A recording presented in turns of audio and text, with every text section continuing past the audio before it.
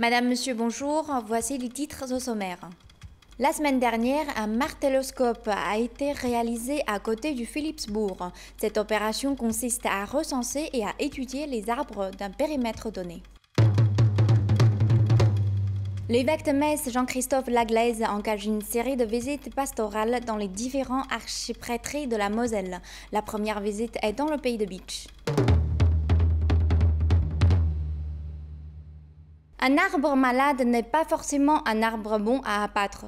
Son tronc peut en effet abriter des micro-organismes, des insectes et des mammifères. Dès lors, comment concilier nos besoins économiques et écologiques? Quel arbre doit-on abattre ou préserver? C'est la question qu'est en train de se poser l'ONF en présence de membres de l'Institut forestier européen.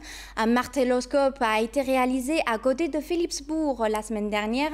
David Terbeck. Also 3 Steiläste über 15. Okay. Ein Steilast, 2 Steiläste größer 15. Gestion du cycle de l'eau, de la qualité des sols ou encore régulation du climat. La forêt est un acteur incontournable œuvrant pour la préservation de l'environnement. Or, le bois, ressource naturelle limitée, permet également de répondre à divers besoins humains. Certains arbres malades sont systématiquement abattus au désavantage de la chaîne alimentaire. Certains animaux, certaines plantes ou des champignons vont utiliser ce genre d'arbres. Et si on les supprime de manière systématique, on appauvrit la biodiversité forestière. Dès lors, quelles seraient les conséquences écologiques si tous les hêtres d'un périmètre donné étaient abattus? Il sera bientôt possible d'étudier virtuellement ce genre de scénario. Un martelloscope a été réalisé la semaine dernière à côté de Philipsbourg. Plusieurs arbres ont été inspectés de haut en bas sur 1 hectare.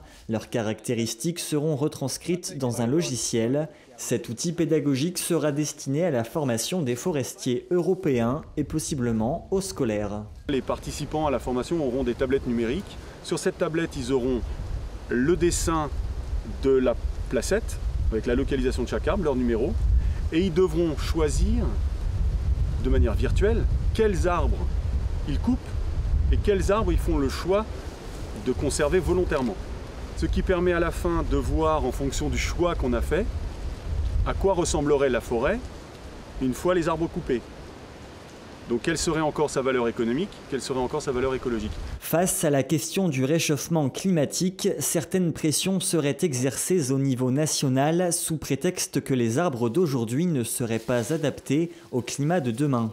Loïc Duchamp n'est pas d'accord. Selon lui, l'augmentation du gaz carbonique favorise l'accroissement des arbres. Or, plus un arbre serait vieux et gros, plus il absorberait de CO2, mais ce n'est pas tout.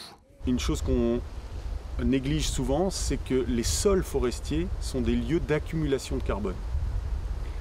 Et il faut du temps pour ça, mais il faut aussi beaucoup de bois mort, parce que c'est ce bois mort, ces feuilles mortes, ces branches mortes, qui, en se décomposant, vont en partie stocker du carbone. En tout cas, du carbone va être stocké dans les sols.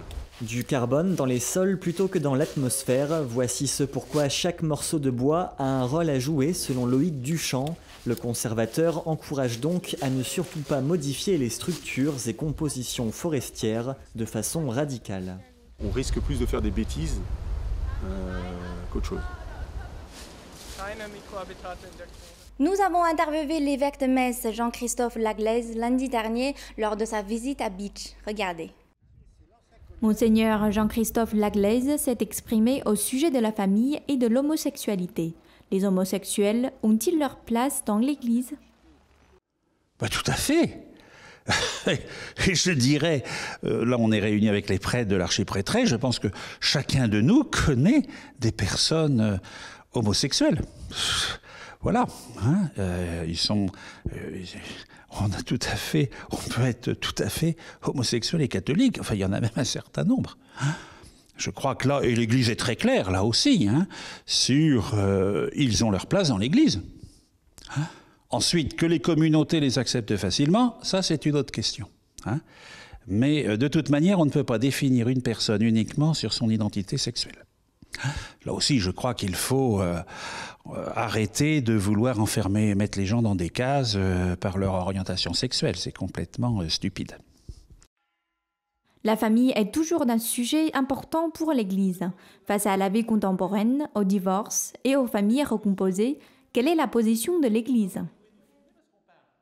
L'Église n'a jamais dit qu'il fallait, quand un couple connaît des perturbations graves, l'Église n'a jamais demandé que l'on continue la vie commune.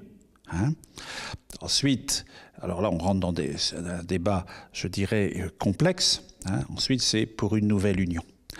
Mais nous voyons effectivement des personnes qui, après un échec, rebondissent et vivent une vie de couple et de parents épanouis.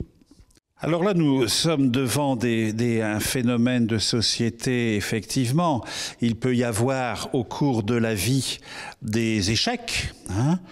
Je crois qu'il faut arrêter d'imaginer une société de bisounours où tout le monde il est beau, tout le monde il est gentil. Il y a des moments où nous connaissons tous des échecs, où nous pouvons avoir fait à certains moments des choix plus ou moins aléatoires.